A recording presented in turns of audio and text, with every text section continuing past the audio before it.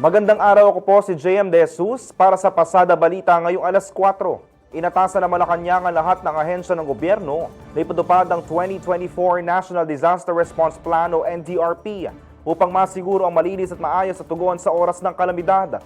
Sa Memorandum Circular No. 100 na nilagdaan ni Executive Secretary Lucas Bersamin nitong September 23, line ng NDRP na mailigtas ang buhay, makapaghatid ng agarang tulong sa mga apektadong komunidad at mabawasan ang epekto ng emergency situations. Pangungunahan ng National Disaster Risk Reduction and Management Council sa pamamagitan ng Office of Civil Defense o OCD ang implementasyon ng 2024 NDRP batay sa memo. Binigyan diin ng palasyo ang mahigpit na pagtutulungan ng lahat ng government agencies kabilang ang mga government-owned and controlled corporations.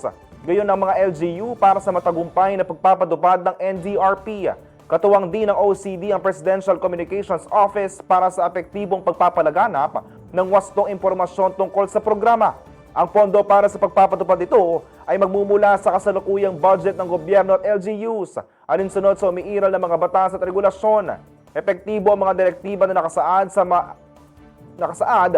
Memorandum Circular 100 ng palasyo sa lalong madaling panahon.